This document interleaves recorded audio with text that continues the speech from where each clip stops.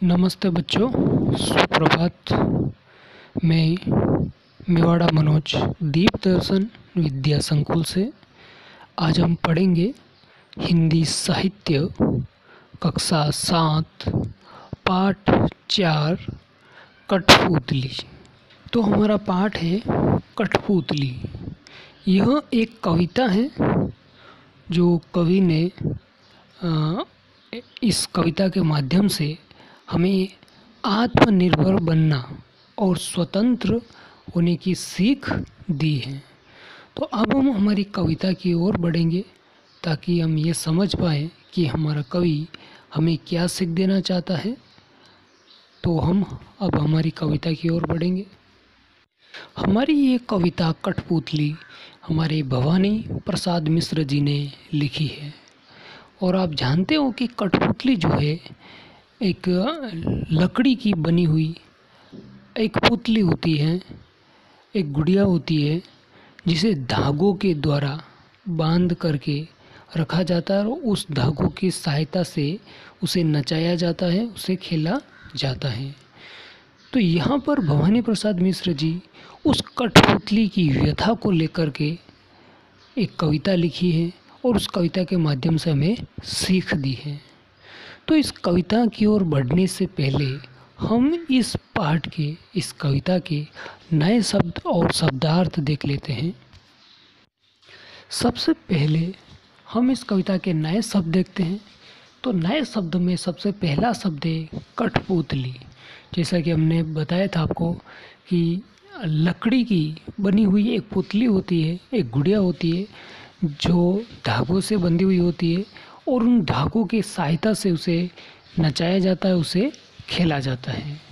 तो उसे हम कठपुतली कहते हैं। उबली यानी कि उबाल आना, गुस्सा आना। अगला है तोड़ यानी कि अलग कर देना। अगला है छोड़ यानी कि छोड़ देना। अगला है छंद। यहाँ पर देखिए भाव से लिया गया है कि मन के जो भाव है वहाँ पर, यहाँ पर जो छंद शब्द है वो अपने मन के भावों की ओर इशारा किया जा रहा है कि उसके जो भाव क्या है वो। अगला है मगर अर्थात लेकिन। इच्छा यानी कि हमारा मन में जो इच्छा जागृत होती है वो। अगला जगी यानी कि जागना या उठना। अगला है मन। और अगला है 10वां छुए और 11वां है धागे। तो ये हमारे 11 नए शब्द हुए हैं। ये 11 नए शब्द आपको अपनी गृह कार्य की कॉपी के अंदर 3 बार सुंदर अक्षरों में लिखने हैं। अब हम हमारे पाठ के, हमारी कविता के शब्दार्थों की ओर बढ़ेंगे। तो जिससे इस कविता को पढ़ते समय या इसके भाव को, इसके अर्थ को समझने में हमें कोई परेशानी या दिक्कत ना आए। तो सबसे पहला शब्द है पाँवों यानी कि पैरों। अगला है इच्छा यानी कि हमारी ख्वाहिश, हम क्या चाहते हैं, हमारी क्या ख्वाहिश है। अगला है कठपुतली।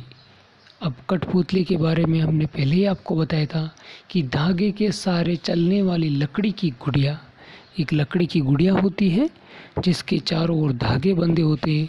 उस धागों के सहायता से उस गुड़िया को नचाया जाता है, उसे हम कठपुतली कहते हैं। अगला है छंद यानी कि कविता में अभिलाषा के अर्थ में प्रयोग हुआ है। अभिलाषा मतलब अपनी इच्छा क्या है, अपने मन के भाव क्या है, उसके बारे में। अगला है पाँवों पर छोड़ दो यानी कि स्वतंत्र कर दो। क्योंकि कठपुतली क्या है, धागों से बंधी हुई है, वो किसी पर निर्भर है, वो स्वतंत्र नहीं है। तो कठपुतली यहाँ पर स्वतंत्र होने की बात कर रही है, अपने आप को स्वतंत्र कराने की बात कर रही है। अगला है जगी अर्थात उत्पन्न हुई, उसके मन में जो विचार प्रकट हुए हैं उसकी ओर इशारा किया जा रहा है, उसकी बात की जा रही है। अगला है गुस्से से उबली यानी कि गुस्से से भरी। गुस्से से उबली अर्थात गुस्से से भर जाना। तो कठपुतली को जो धागों से बांधा हुआ है वो किसी और पर निर्भर है, उसको उनके इशारों पर नचाया जाता है, इसलिए वह गुस्से से भर जाती है और उस गुस्से से भर करके फिर वो स्वतंत्र होने की बात करती हैं। उम्मीद करता हूँ कि आपने नए शब्द और शब्दार्थ अच्छे से सुने और समझे होंगे और ये शब्दार्थ अपनी गृह कार्य की कॉपी में एक बार लिखना है, अर्थात अपने नए शब्द 3 बार लिखने हैं और शब्दार्थ आपको एक बार अपनी गृह कार्य की कॉपी में सुंदर सुंदर अक्षरों में लिखने हैं। अब मैं उम्मीद करता हूँ कि आपने वीडियो शांतिपूर्वक सुना और समझा होगा। धन्यवाद।